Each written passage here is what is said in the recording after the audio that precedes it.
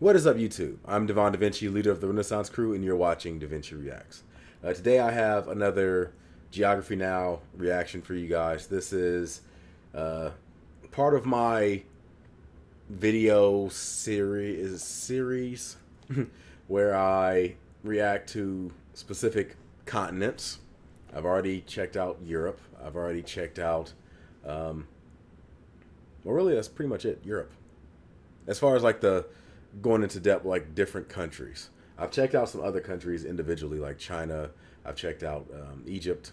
I've checked out India. I've checked out Mexico. I've checked out Canada, Russia. But I haven't gone specifically into like each country in Asia or Central America or South America. I am currently in the middle of going through Africa. So I did Ethiopia not too long ago. I'm gonna try to tackle the more prominent African countries at first anyway. And even though they don't have a video yet of South Africa, they did have a video about provinces in South Africa. They didn't have a general South Africa video. So I'm moving to the next country that to me is on my prominent African list, and that would be Ghana. Now, I'm sure there are other countries that people might be like, oh, I would probably go to this place before I would go to Ghana. But this is just what I think of when I think of these countries. So I think of Egypt. I think of Ethiopia. I think of South Africa. I think of Ghana. Those are the first countries that come to my mind when I think of Africa. So let's jump into this, see what it has to offer. And if you have an idea of what the next, I don't want to say on the list of popularity or something, but when you think of Africa, besides those four, what's the next country you think of? And I'll try to do a reaction to that. Now, with that being said, let's get it. Hey, Barbs, I'm thinking about going to Africa. Where do you think I should go? Oh, I think you're Ghana, like my answer. Tanzania. Now, you wouldn't last 3 days there. Go to Ghana. It's time to learn geography. Now! Hey everybody, I'm your host Barbie. Ghana is kind of like Africa for beginners. People usually come here to test out their sub-Saharan excursion skills before taking off the training wheels and venturing deep into the interior savannas and jungles. So if that's you, your first assignment is to report to Accra and Kumasi at 0700 hours. Move out, soldier! Fun side note, the word Ghana means warrior king, harkening back to the Ghana Empire in the 4th century AD, which actually wasn't even located in Ghana. Anyway, Ghana is a country about the size of Romania, located in West Africa along the Guinea Gulf, bordered by the Ivory Coast. Are they going to explain that? Like the fact that the empire that we know as Ghana wasn't actually in Ghana? Is this one of those cases where a country that maybe isn't related to the other country decides to name themselves after like a prominent empire to, you know, get attention or whatever? Ghana is a country about the size of Romania, located in West Africa along the Guinea Gulf, bordered by the Ivory Coast, Burkina Faso, and Togo. Ghana is also one of the only 8 countries that passes through the Prime Meridian, as well as Antarctica in the south. The country is made up of 10 regions with some interesting sounding capitals like Wa, Ho, and Tamale. And of course the capital, Accra, yes, that's how you pronounce it, Accra, located in the southeast along the coast. The 2 largest airports are of course the capital, Accra Kotoka International, and the second largest one, Kumasi International, located further inland. Hey Barbs, Yeah, what's up? the colonial regions are cool and all, but tell them about the tribal and ethnic regions. You know what, Noah? I think I'll give you this one because you're the guy with the better voice. Don't mind if I do. The Oh, north is damn. primarily inhabited by the Mole Dagbani peoples. The north central area has the Guan group. The southeast, including the capital Accra, is dominated by the Ewe and Ga Adangbe people. Then you get this huge chunk of the west, center, and south areas where you can find the famous Akan and Ashanti peoples. Sometimes this area is collectively referred to as Ashanti land. Wow, Noah, that was a little too good. I don't want the audience liking you more than me. Get out. Now, Ghana is a constitutional republic, but nonetheless still kind of technically has Always the king threat of boards, YouTubers. basically regional kings that act more like cultural figureheads rather than governmentally sanctioned legislators. However, these kings still do hold high positions of influence in society. Nonetheless, the most notable and powerful of all these kings would probably be the monarch Asantehene Nana Otumfuo Ose Tutu II, who rules over Ashanti land. He lives in the Manshia Palace in the Ashanti capital, Kumasi. Otherwise, other notable landmarks in Ghana might include the Elmina Castle, the oldest European building in sub-Saharan Africa, built in 1482, as well as the Cape Coast Castle. Each one has a dark history being used for importing slaves. Kwame Nkrumah Yeah, Mausoleum I've seen with that. a bronze statue of Dr. Kwame Nkrumah, not to be confused with the vandalized statue of him during the coup d'etat years. Independence Arch, Usur Fort, the Kakum Canopy Walk, Independence Arch makes me very nervous. Anytime you see a nation with a arch like that, usually it screams communism. it kind of does. Years. Independence. Whenever I think of this, I think of communism. Even though it's funny because it's called Independence Arch. And, well, I guess, based on your definition, I know people talk about how, like, true communism haven't been tested and things like that. And if you look at the teachings, in a way, yeah. But in a sense, almost nothing has truly been taught. Like, all the economic systems that we have aren't 100%. Even like in America, we call ourselves a capitalist nation. We're not 100% capitalist. We have socialism in our country already. If it was 100% capitalism, we would still have child labor. We would have no public police force or fire department. You'd have to pay for those. You'd have to pay for every street you live on.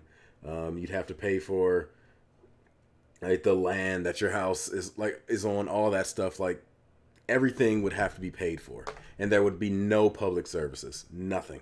If you can't hang in society, you would just be homeless, and chances are they probably just get rid of you because you sitting on the side of the curb. That curb belongs to somebody. You can't be there either. Arch, Usur Fort, the Kakum Canopy Walk, Tengzun Shrine, and the Agbog Bloshi, the world's largest digital waste dump where criminals try to hack into confidential governmental computers. Oh, and the Kejatia Market, the largest in Africa, located in Kumasi in Ashanti land. And Ghana even has its own space center, the Ghana Science and Technology Center. And those are just the man-made landmarks. Let's see what Mother Nature brings to the table.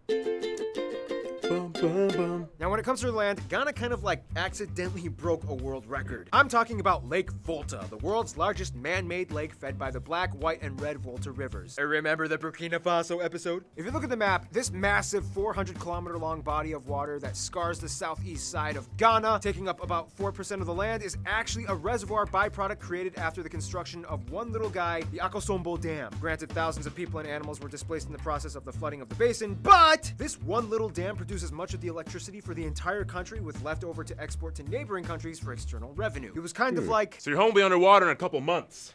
Get out! what? I guess it was worth it. Now, the country is divided into 4 geographic terrestrial planes. So does that mean they don't have like any type of need for resources like oil and the unrenewable stuff?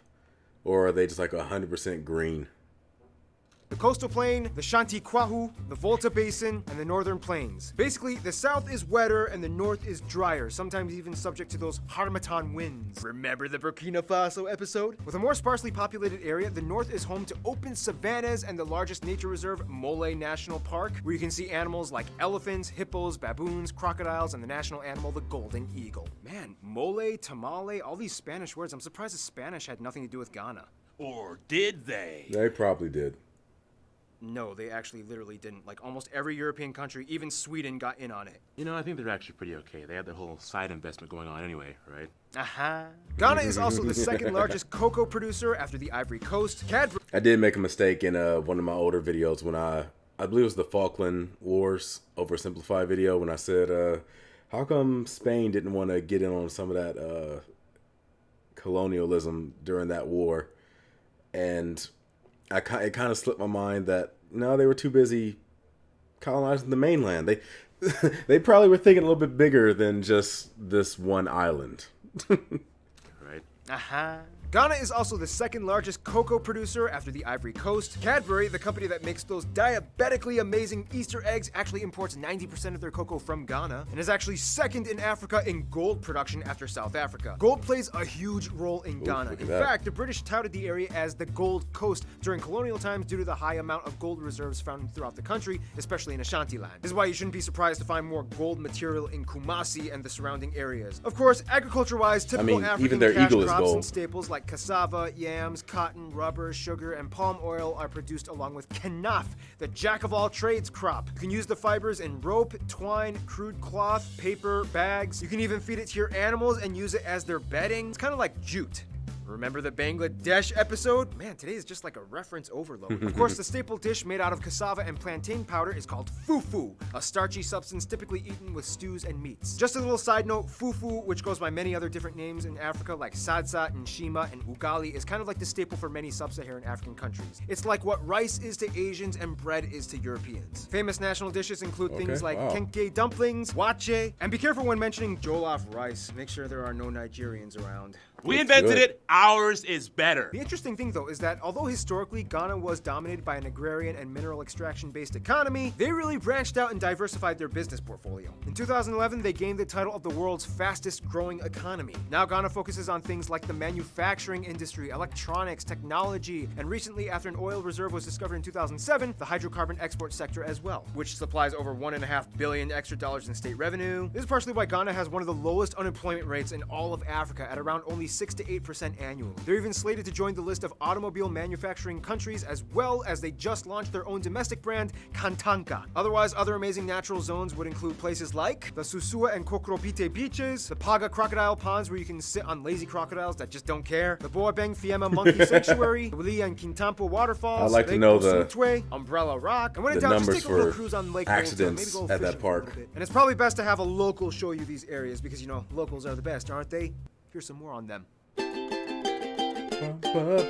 Now, Ghana is not only like Africa's training wheels, but also like Africa's first main sub-Saharan contact to Europe. And yes, the Saharan and Sahel west coast areas like Senegal and the Gambia had already been discovered, but essentially it wasn't until the Portuguese explorer Fernão Gomes came in the 15th century and established the Elmina settlement, regarded as the first European settlement in sub-Saharan Africa. Ghana has always been kind of seen as like a beacon of democracy in Africa, in which this guy handed over power to John Kufuor, making it the first peaceful democratic transition since independence in 1957, which also made them the first colonial sub-Saharan African country to gain independence from a European power. I mean, technically Liberia gained independence in the 1840s, but it was a confusing US-aided resettlement program and not so much a colony, but make of it what you will. First of all, Ghana has about 27 million people and usually scores in the top most democratic, transparent, stable, and safe nations in all of Africa. The country is made up of over 70 different tribes and over 200 different dialects. However, most of them fall under 5 main ethnic groups, the majority belonging to the Ashanti or Akan, making up about half of the population, the Dagbani and Mole at around 17%, the Ewe at around 14%, and the remaining groups belonging to other peoples like the Ga Adangbe, Gurma, Guan, and Bassa, while the remaining 2-ish% are made up of non-Africans and whites. Also, they use the type G and D plug outlets, they drive on the right side of the road, and they use the Cedi, which is their currency, which also translates to cowrie shell, since those were used as currency at one point in time. Ghana is also very religious. The majority of the population, about 3/4, is Christian, mostly Protestant and Pentecostal. About 15% are Muslim, and the rest adhere to traditional beliefs and faiths. Now, each of the main people groups has a very distinct culture that contrasts with the others, along with mutually unintelligible languages. Nonetheless, English is still used for cross-communication by the majority of the population, as it was a former British colony. The most widely spoken native language, though, would have to be Only Twi, football or various soccer dialects does. of Twi, spoken by the That Akan and level of Ashanti. enthusiasm. Some will say that it's also mutually intelligible with Fante and Brong, and it's kind of just like a dialect thing, like English from America and English from Scotland. You know, there's a lot of different types of Scottish. No, I'm not even gonna try. I'm not even gonna finish. Ga is spoken in the southeast and is said to have originated from Nigeria, whereas Ewe is a language more prevalent and indigenous to Togo, and Dagbani and Mole is spoken in the north and are more closely related to the Mosi language. Remember the Burkina Faso episode? Okay, we get it. Just click on the annotation and rewatch the Burkina Faso episode. Hey, it was a good episode, okay? I had fun making it. I mean, African cowboys, come on. Ghanaian culture, though, is a lot more than just Ashanti. Ewe peoples in the east, for example, are known for being amazing cross-rhythm drummers and performers of dances, and also the originators of voodoo. The North Dagomba areas have a more Islam-influenced culture, and they had their own king, Yakubu II, who was killed in 2002, and since then, the line of succession has been kind of disputed and is yet to be installed. I mean, he did kind of have like over 30 wives and like over 100 children. The Ga Adangbe peoples are actually found mostly in the capital, Accra, as well as other areas in the southeast. Both men and women are known for being really good boxers. They are also known for making the famous Ghanaian fantasy coffins, a tradition that started in the 1950s in which skilled carpenters will custom make a coffin that are designed to capture the essence of the deceased person's identity. Then, of course, we reach the Ashanti. Wait, hold up.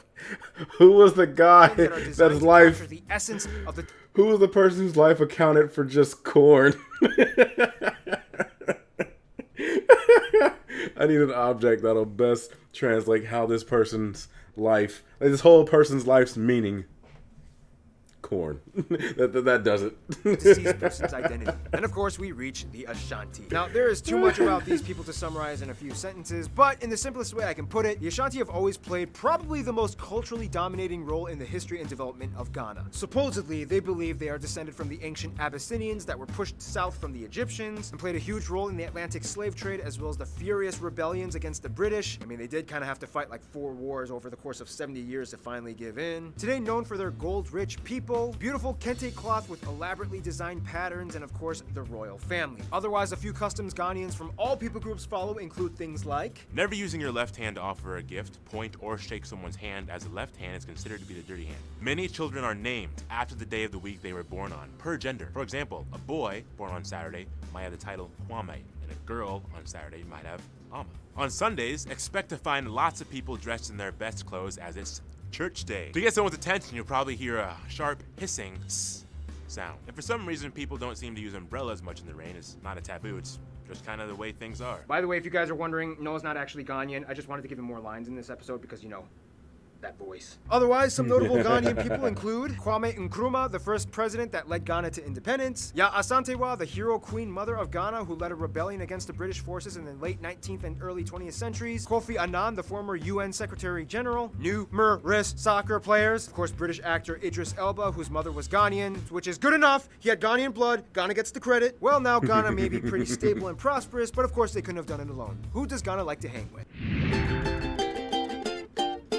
Ghana has some of the oldest recorded history in sub-Saharan Africa, with roots that extend beyond the continent. First of all, like other regionally distinct nations, Ghana's people groups have historically had alliances with other neighbors for centuries. The Ewe have strong ties to Togo, the Dagombas in the north love Burkina Faso, and the Ashanti were always in touch with the similar Kwa language-speaking peoples of eastern Ivory Coast. Just like many other post-colonial states, Ghana still maintained close ties to the UK, and almost immediately after independence, set up agreements and policies that encouraged mutual relations. The UK also has the largest community of Ghanaians in the world, followed by New York in the USA, who also has close ties to Ghana, as the East Coast is saturated with Ghanaian communities. When it comes to their best friends though, most Ghanaians I talked to have said it would probably be Nigeria. Although they have a heated rivalry in almost everything, be it music, soccer, or, you know, this stuff, they still share a deep bond that historically tied them for centuries, especially during colonial times when they shared a mutual struggle. Sierra Leone though is kind of like the cute but dramatic girlfriend that they've been with forever, who keeps getting into trouble with the World Health Organization. In conclusion,